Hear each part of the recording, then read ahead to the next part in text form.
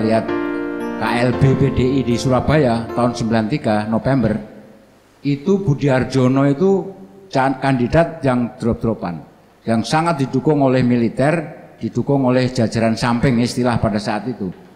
Tapi ternyata juga tidak bisa mengalahkan Megawati yang didukung oleh arus bawah. Nah, dalam hal ini kalau di Golkar bisa memunculkan arus bawah seperti PDI pada 93 KLB, itu Ade Komarudin bisa punya kans untuk menang.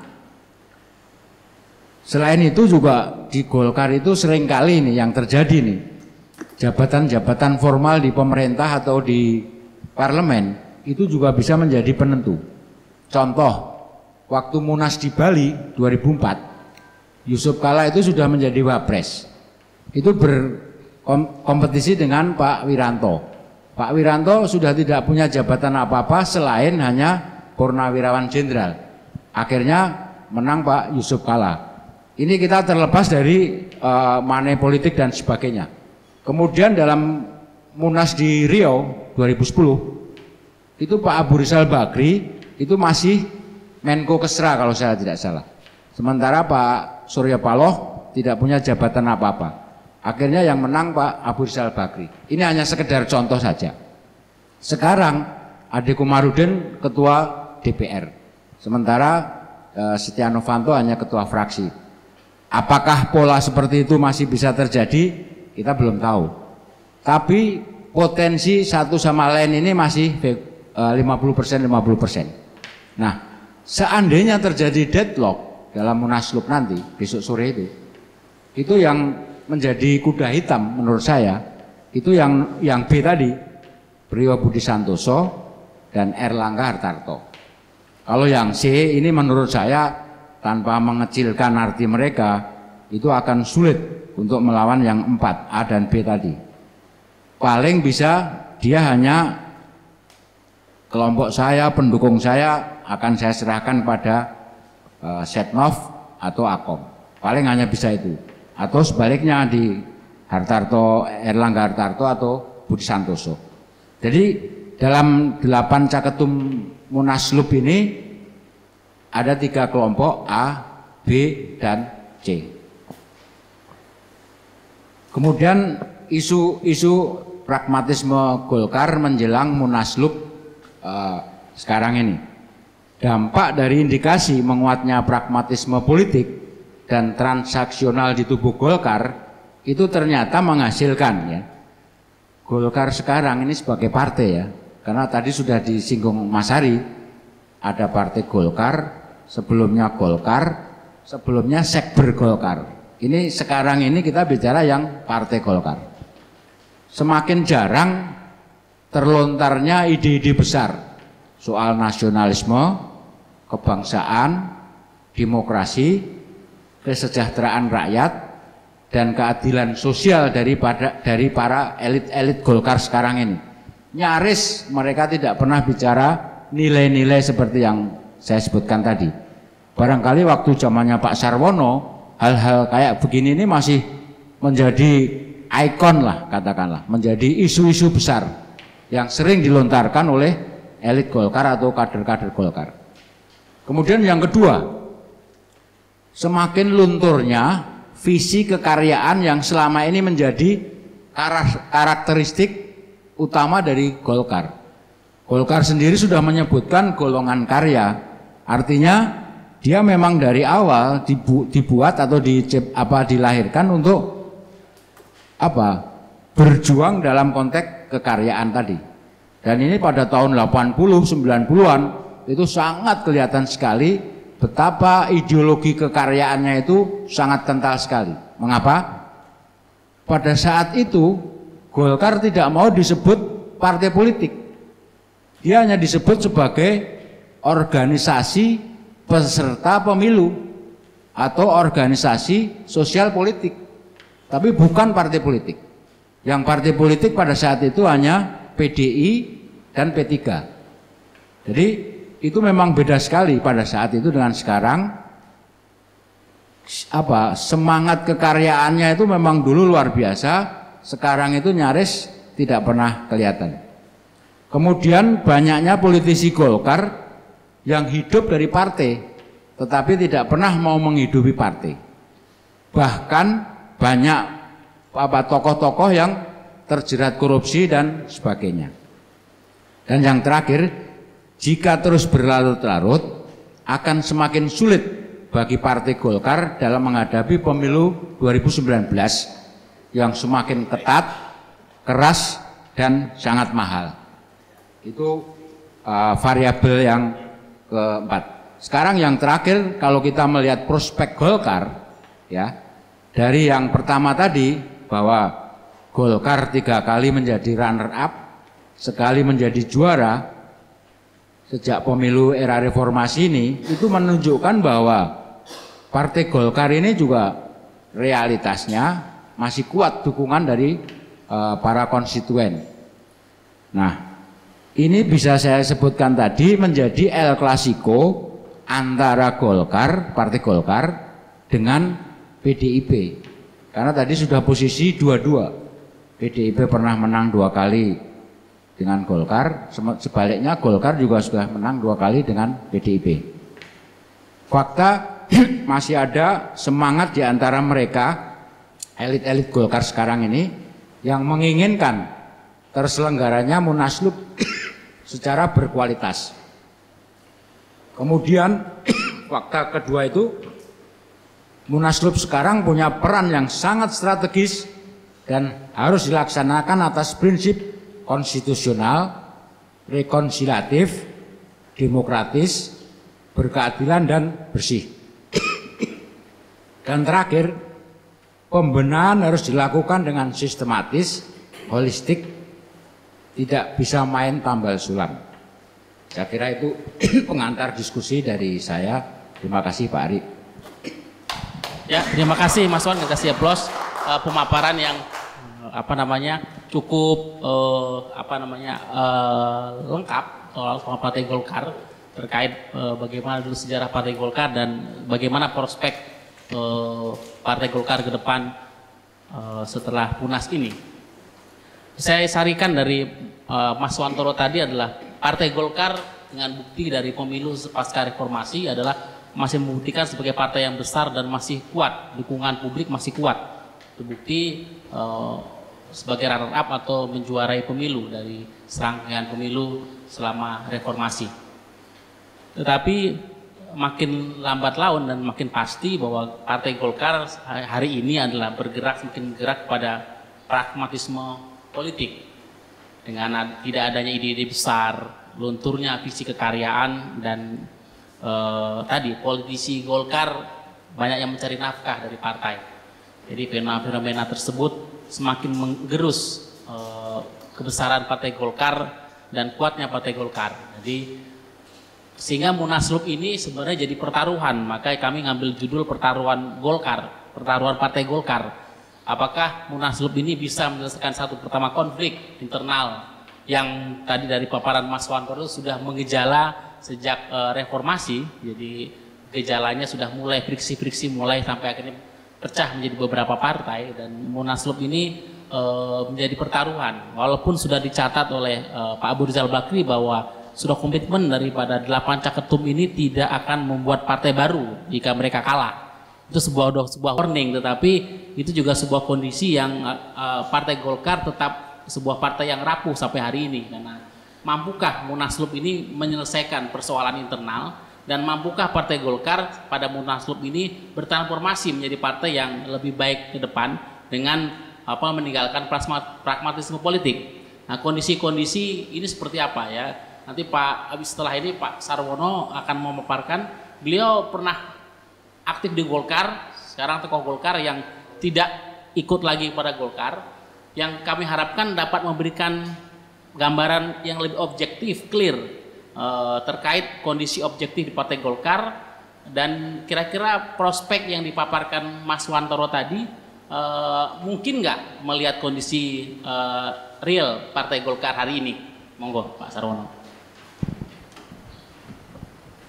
Yang pengen diketahui apa?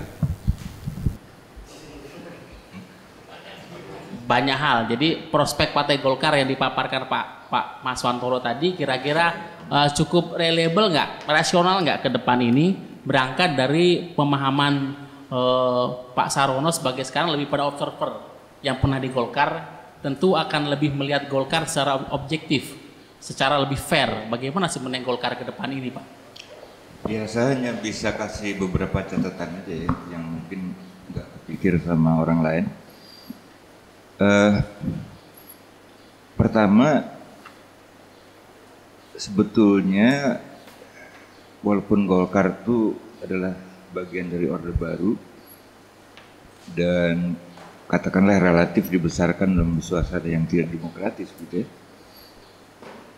Tetapi sebetulnya Golkar itu disiapkan untuk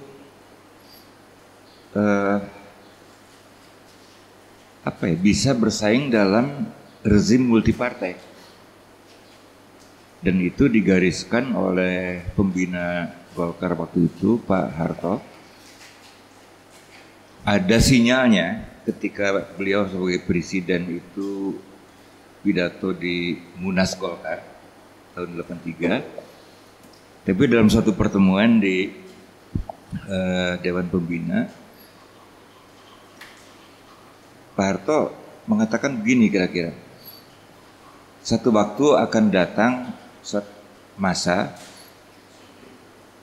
di mana Golkar ini akan bersaing dengan partai-partai baru yang namanya aja sekarang kita belum tahu. Nah, jadi Golkar harus disiapkan untuk zaman persaingan itu. Tahun 84. Dan politik zaman sekarang ini katanya nggak bisa dipertahankan. Karena nggak zaman lagi. Nggak zaman lagi tentara berpolitik, nggak zaman lagi birokrat berpolitik. Nah, jadi kalau saya tidak jadi presiden lagi, ya Golkar tuh harus bersaing dan menjadi gudangnya para pemimpin. Nah, masalahnya kenapa hal semacam ini nggak pernah terungkap, gitu kan? Ya. Ini ada ceritanya juga. Sebelum tahun 1983 menjelang pemilu tahun 77 ya. Waktu Menhankamnya masih M. Yusuf menjanjikan bahwa ABRI akan berdiri di atas semua golongan. Kan? Nah, kemudian di rapat Dewan Pembina, Pak Sudomo sebagai Pangkop Kamtib bicara sebaliknya. Bahwa ABRI akan tetap mendukung Golkar. Pembicaraan di Dewan Pembina itu dicatat dalam notulen. Notulennya bocor. Sehingga kemudian koran heboh membahas hal itu. Terutama Tempo. Nah, jadi sejak itu, karena ini menimbulkan kekagokan, ada semacam perjanjian tidak tertulis di Dewan Pembina bahwa pembicaraan di Dewan Pembina itu tidak boleh dicatat. Itu satu. Kedua, ketika strategi ini dibicarakan di Dewan Pembina, perwakilan dari TNI atau ABRI waktu itu enggak ada. Perwakilan dari birokrasi ada. Rupanya kemudian saya tahu bahwa omongannya Pak Harto ke tentara itu isinya agak beda. Ini yang kemudian menciptakan konflik antara Pak Beni dengan Pak Darmono. Nah, tapi DPP Golkar, di mana saya jadi sekjen waktu itu, berusaha keras untuk mewujudkan apa yang digariskan tadi, bahwa satu waktu kelak kalau sudah ada rezim multipartai, Golkar harus bisa bersaing dengan partai-partai lain Yang namanya aja kita belum tahu. Dan pada waktu itu terjadi, saya tidak akan jadi presiden lagi. Tahun 84 ngomong gitu. Nah jadi waktu itu kesimpulan kami adalah bahwa Golkar itu harus mentuntaskan proses internalnya. Pertama untuk menghidupkan demokrasi di dalam, kedua untuk melakukan kaderisasi gitu, secara sistematis berjenjang, baik yang namanya kader teritorial maupun kader fungsional. Dan ini kemudian kader-kader itu direkrut secara individual, tidak lagi melalui birokrasi atau infrastruktur militer atau infrastruktur sipil. Oke, enggak, orangnya yang dicari. Nah jadi ketika tahun 99 Golkar itu menjadi peraih suara terbanyak nomor 2. Kami di Golkar sih nggak heran. Karena kami sudah menumbuhkan modal dasar yang cukup untuk mencapai posisi itu. Tapi Mas Wantoro, kalau orang yang kemudian mendapat suara terbanyak di pemilu disebut sebagai pemenang, saya nggak gitu sergu. Dalam pengertian saya pemenang pemilu itu adalah kalau menangnya itu lebih dari 50%. Kalau cuma dapat 20%, 15% itu istilah saya itulah peraih suara terbanyak. Karena nggak ada bedanya sih antara nomor 1 sama nomor 3 kalau medannya begitu terfragmentasi. Nah yang menjadi ironi adalah ketika Golkar tahun 99 dan 2014 itu masih terbebani oleh stigma sebagai partai pendukung utama Orde Baru dan seterusnya, sampai kita tuh waktu itu nggak bisa kampanye, aja gitu, pasti digeruduk sama orang gitu, pasti dimaki-maki dan seterusnya. Gitu. Masih sempat jadi nomor 2 tahun 99 dan jadi nomor 1 2014. Sekarang ketika Golkar dihormati sebagai aset bangsa, sebagai partai tertua dan sebagai gudangnya politisi yang bermutu, malah dia kayak begini. Itu ironinya.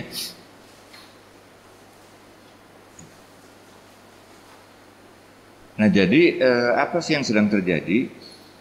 Menurut saya sih yang terjadi adalah sesuatu yang tidak unik di Golkar. Apa yang terjadi di Golkar itu adalah bagian dari apa yang terjadi di organisasi-organisasi politik di Indonesia. Hampir semuanya kena sindrom itu. Sindrom itu adalah apa? Pertama, kehilangan roh politiknya hilang. Jadi yang terjadi sekarang adalah bahwa bukan cuma di Golkar ya, di tempat-tempat lain juga orang mencari posisi dan rantai ekonomi dengan menggunakan mekanisme politik dan menggunakan institusi politik. Jadi menurut saya yang terjadi sekarang bukanlah politik. Mekanisme dan institusinya dipakai, dipinjam buat kepentingan siapa? Pribadi. Pada dasarnya sih pribadi. Nah jadi Mas Wantoro ini bukan unik kok, ya. PKS juga gitu kok, kejadian di situ. Gitu. Rohnya PKS seperti halnya diperlihatkan ketika berdirinya Partai Keadilan, udah kelihatan sekarang. Rohnya PDIP kelihatan.